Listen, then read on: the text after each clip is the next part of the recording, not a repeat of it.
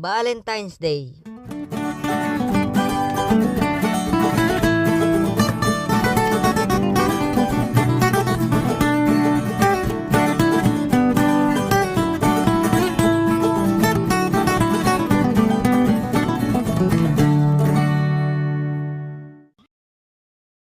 Hey, kamusta kayo mga kanashwis? Pebrero na, araw na naman ng mga puso. Panahon na naman ang pagdidate sa magandang lugar, kasama ang mga mahal nyo sa buhay. At syempre, yung mga single dyan, huwag kayong mainggit sa kanila. Ha? Bakit kami maiinggit? Wala lang. Ako kasi, naiinggit ako sa kanila eh. Okay, balik sa kwento. So sa mga single dyan, okay lang na maging single. Okay. Kasi hindi ka na mag-aabala na kung saan kayo magde-date. At higit sa lahat, makakatipid ka sa pera. Ang dami kong pera. Okay lang maging single. At sa mga may jowa naman dyan na gustong makatipid sa pera, ito lang ang mapapayo ko sa inyo. Una, siguro pagluto nyo na lang pagkain ng isa't isa. Kesa naman bumili pa kayo ng mamahaling pagkain, di ba? Para sa akin okay na yun. At least nag-effort kayo magluto para sa isa't isa. Pangalawa, kung magbabala kayo manood ng sine, mas okay na mamasyal na lang kayo. Or mag-mall kayo kung saan nyo gusto. Kasi sa sinehan, hindi nyo naman masyadong makakausap ang isa't isa. Di ba? Bawal maingay sa sinehan.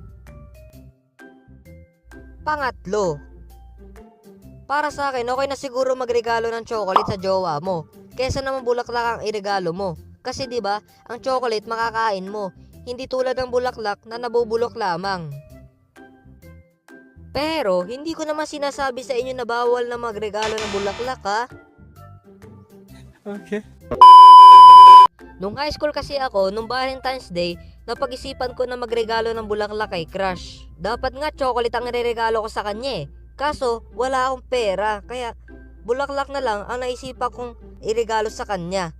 Alam ko, mura lang yun eh, kaya yun na yung naisipan kong iregalo ko sa kanya.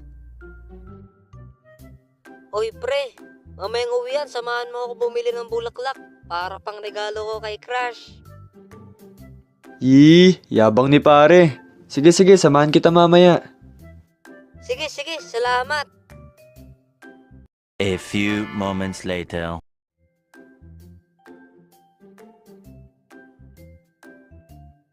O yun pala pwede na siguro yun pre. Oo, sige pre. Ikaw bahala. Pero ba't hindi ka nalang mangregalo ng chocolate? Wala kasi akong pera eh. Dapat nga, chocolate ang regalo ko eh. Kaso wala akong pera. Ganun ba? Sige, tara na. Bumili ka na.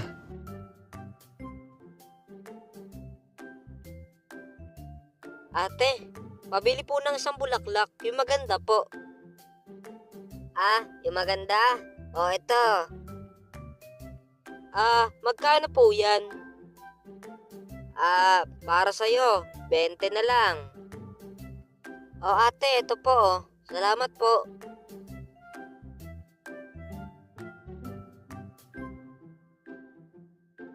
O ano? Ikaw na ba mag-isa magbibigay niyan? Pre, ako na lang siguro. Sige pre, ikaw na lang. Good luck ha. Uwi na ako. Sige pre, thank you sa pagsama. Happy Valentine's Day! A few moments later. The sun is up, it's a beautiful day. My beginning will be as bright as the sun. Come on, you Kaya ko to. along. And it feels so bright. It's like luck is raining on me. Crush! Happy Valentine's Day! Happy Valentine's Day, Nash. May bibigay sana ako sa'yo. Ano naman yun, Nash? Ito flowers for you. Wow, ang ganda. When you came to me, oh, I knew it's you, yeah. Maraming salamat, Nash. No, you'll never be alone again. All day, oh yeah, all day. Please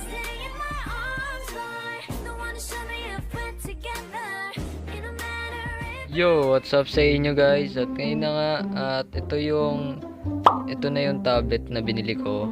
Smooth siya at okay din naman siya, legit siya. At ito na nga yung yung pinaghahanda ko sa next upload. Ito yon yung Squid. Ito yun na nga yung Squid Game, yung pinakagusto nyo, yung part 2. Pero ngayon gagawin ko siyang part 1. At ito na nga yung yung thumbnail ng re-upload natin sa Valentine's. Ayan. At ayan yung piggy bank ng Squid Game. And then ayan na yung ayan kita nyo. Ayan. Kita nyo. Example tayo dito. Ito na lang. Ayan. Oops. Hindi lang. Baka makita yung mukha natin. At ayun na nga. Ang laki ng screen. Grabe. Naninibago ko sa screen ngayon. Ay, mali. Ayan, kita nyo naman. Ayan. Ayan yung mga layer nya. Ayan yung mga layer. Ayan. Bale yung background, gawa ko din yan. Medyo hindi nga siya quality. And then ito nga pala yung ating ball pen. Ayan. Mapapasin nyo. Mag-drawing tayo example. Ayan But syempre, buray natin yan. Wait. So, ayun na nga. Atayin nyo to at mag-aanos agad ako sa inyo kung kailan ko i-release tong Squid Game na to. So, ayun lang. Maraming salamat.